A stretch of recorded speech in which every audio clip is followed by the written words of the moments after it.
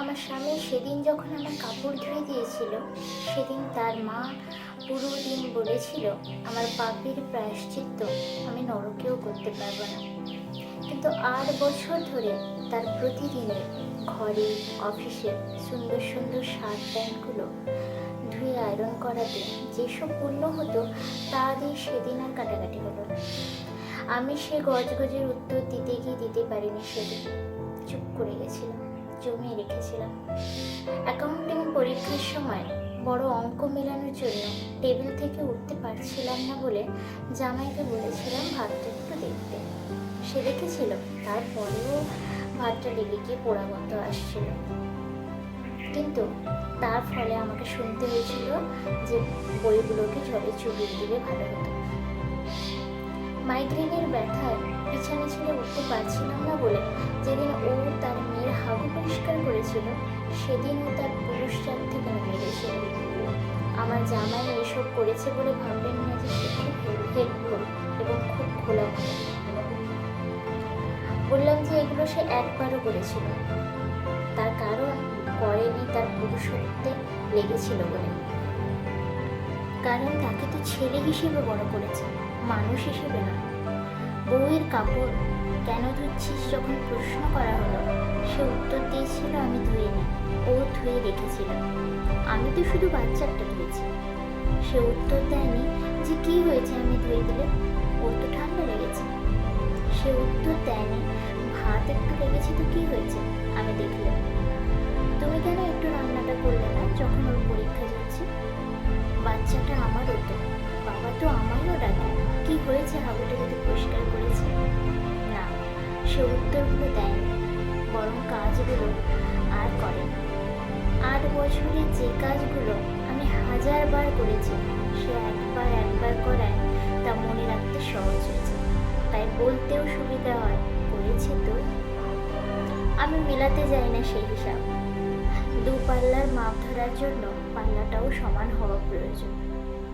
আমি শুধু চেয়ে থাকি যখন সে বলে আসলে আমি শব্দ খুঁজে পাই না, এখনো পাচ্ছি না, কি বলা যায়। যেদিন সে নেশা করে বাড়ি ফিরেছিল, সেদিন তাকে পুরুষত্ব নিয়ে প্রশ্ন তোলা হয়নি, তাই সে একই কাজ অনেকবার করেছে।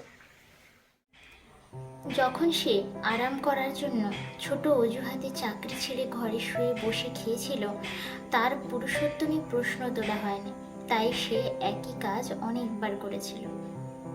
যখন সে বউয়ের ছোট ছোট ইচ্ছেগুলো পূরণ করতে পারেনি বলে বউ কত কেঁদেছিল, সেদিন তার পুরুষত্ব নিয়ে প্রশ্ন তোলা হয়নি, তাই সে কখনো ইচ্ছে পূরণের কথা ভাবেনি। পুরুষত্ব শব্দটা আসলেই সম্মানের, ছেলেদের জন্য। পুরুষত্ব আসলেই দরকার, সেটা না থাকলে তাকে তুমি পুরুষ মানবে কেন? কিন্তু সেই শব্দটা সঠিক উদাহরণ কোনগুলো জানো?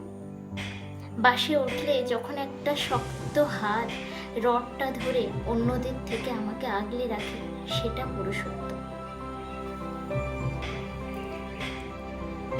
আমায় যখন বিনা দোষে কেউ কথা শোনাচ্ছে, তখন সে যদি নির্দ্বিধায় বলে আর একটা কথাও বলবে না, সেটা পুরুষত্ব। আমি বছরের পর বছর যখন তার পরিবার আগলে রেখেছি, অসুস্থ যখন থাকবো তখন সে আমার সবটা যখন নিজের দায়িত্ব বলে করবে, কোনো করুণা নয়, সেটাই পুরুষত্ব। যে বউয়ের গায়ে হাত তোলে সে পুরুষ নয়।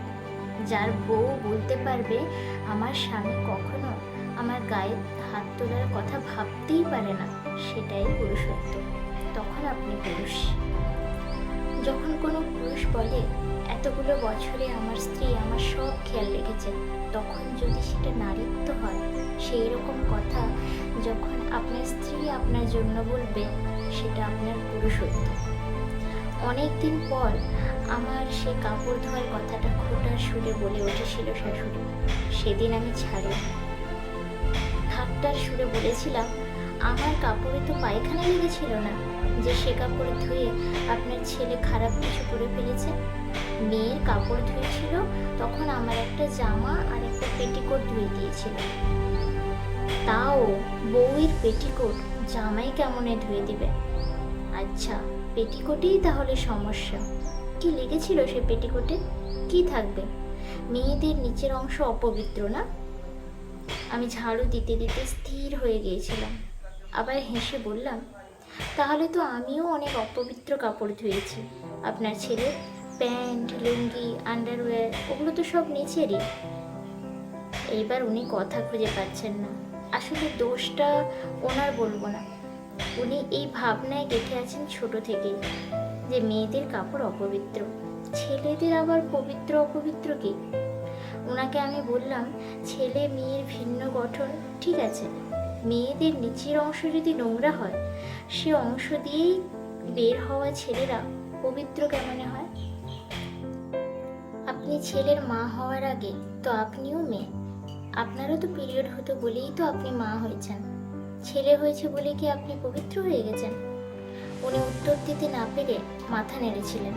তাও আবার বললেন, তাই বলে বউয়ের কাপড়? যাও যাও, এত কথা বুঝি না বাবু। ইচ্ছে হলে ধোয়াও, রান্না করাও, ঘর মোছাও, যা খুশি করো। হ্যাঁ মা, সব করাবো। আপনার শেখানো উচিত ছিল, যাতে অসুখ লাগলে করতে পারে। আপনি যখন শেখাননি, আমাকে শেখাতে দিন। আমি না থাকলে যেন একদিন সে রান্না করে খেতেও পারে। যদি সে কোনো কাজ করলে আপনি এইভাবে বলেন, তাহলে সে কিছুই করতে পারবে না। ঘরের কাজ করলে পুরুষ কখনো মেয়ে হয়ে যায় না। বাইরে কাজ করলে কি মেয়েরা ছেলে হয়ে যায়? ঘরের কাজ করলে ছেলেরাও মেয়ে হয় না। এখন অনেক ছেলেই কাজের সূত্রে পড়াশোনার জন্য একা থাকে। তারা সবাই এসব কাজ করতে পারে। এতে তাদের পুরুষত্বটা কমেনি, বরং আরও বেড়েছে। যারা বিদেশে থাকে তারাও সবটা নিজের কাজ নিজেই করে। আর আপনি নয়, আপনার মতো অনেক মানুষই আছে যারা ছেলেকে পবিত্র কিছু ভেবে বড় করেছে। তাই তারা মেয়েদের সম্মান করে না। তাই এত যে মেয়েদের প্রতি অত্যাচার অনাচার, তারা সেসব মায়েদেরই ছেলে হয়। পুরুষত্ব আসলেই থাকা দরকার, তা না হলে আমি তাকে পুরুষ মানব কেন? তাই বলে মেয়েরা অপবিত্র হবে কেন? কলমে দোলনা বড়ুয়া তৃষা, কণ্ঠে কৃষ্ণা প্রধান।